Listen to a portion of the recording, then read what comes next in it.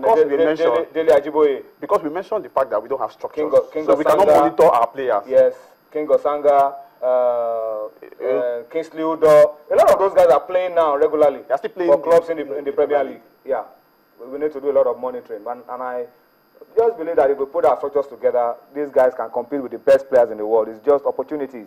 As the Holy Book says, time and chance happens to them all. So those countries have structures where they have structures where they can with the players. Their players can progress. For big club that we all know. Yeah, that's it. That's the difference. All right, but let's spend time now and take a look at the results.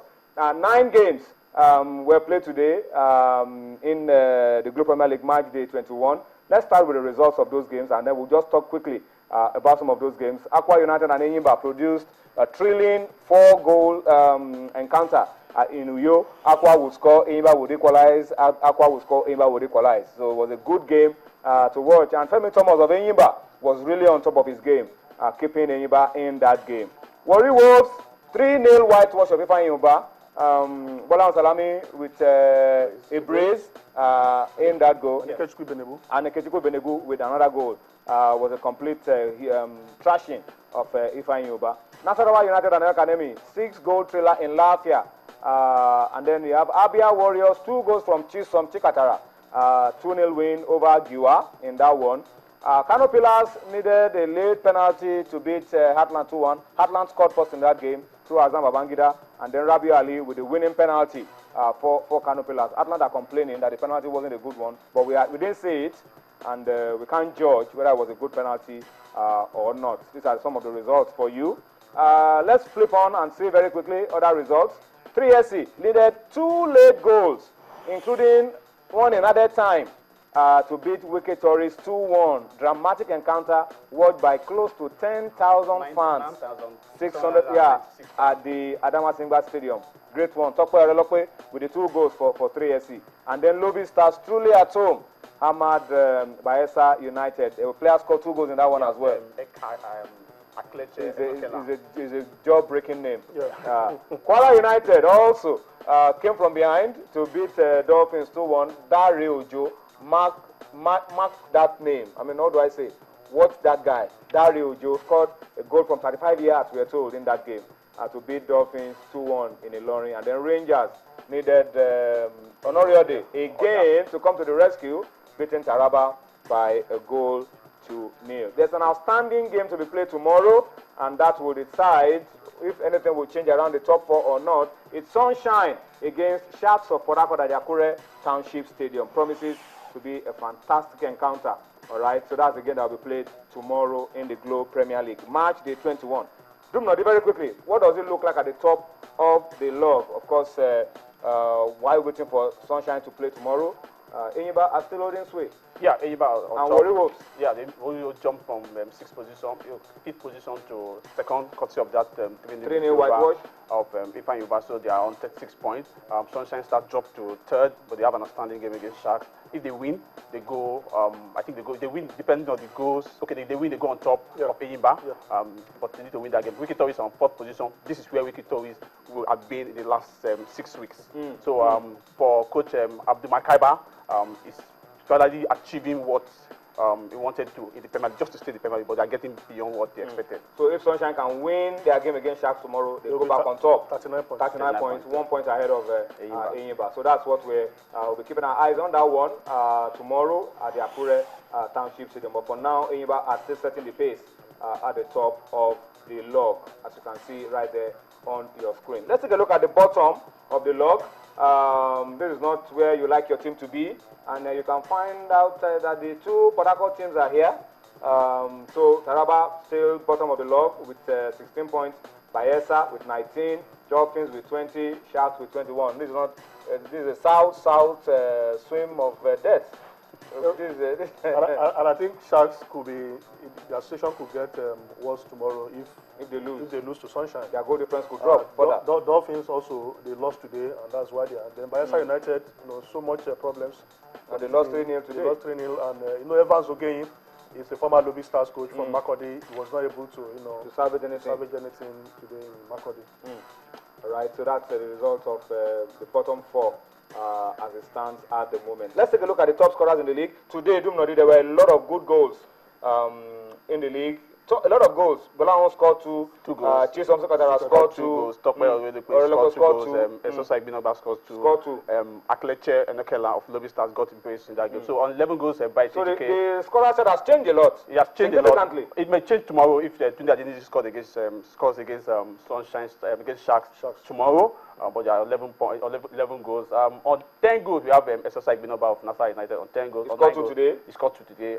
Before today's game was on 8 goals. And then look at Bolahon, he's keeping pressure. He's keeping pressure, yes. He scored the base today. So Bolahon was on 9 goals. And Chisom Sikatara also scored two today. On 9 goals. On 9 goals. So you can say that this is a massive race for the top scorers gong at the end of the season. 9 goals. More than 9 goals to see if they can equal and surpass them if just record. All the goals we have, Ibrahim Shuaibu, he's been out for 2 games now. He's not played for Giwa FC. While on 7 goals we have Ibrahim Mustafa of Academy Wars and of course Indifeke Efiong of Abia Warriors. All right, so this is what it looks like. The top scorers in the league after March day 21. Well, let's step down very quickly and talk about the Nigeria National League and just correct an impression with the result we posted for you on the show yesterday. Let's take you to Division A2 of the Nigeria National League and just correct some of the mistakes that we made with some of the results we posted for you yesterday.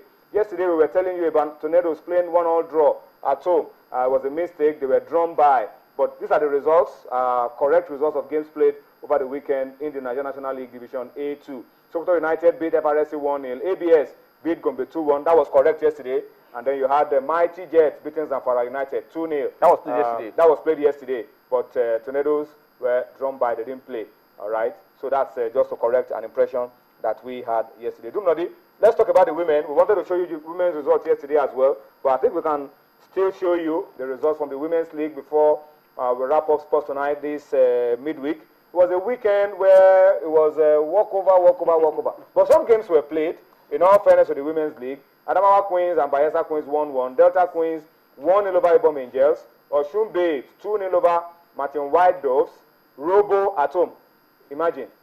Losing at home. Being walked over at home. It couldn't get any worse. They couldn't even play at home. They couldn't play at home. They were walked over at home by Confluence Queens. This is from Group A.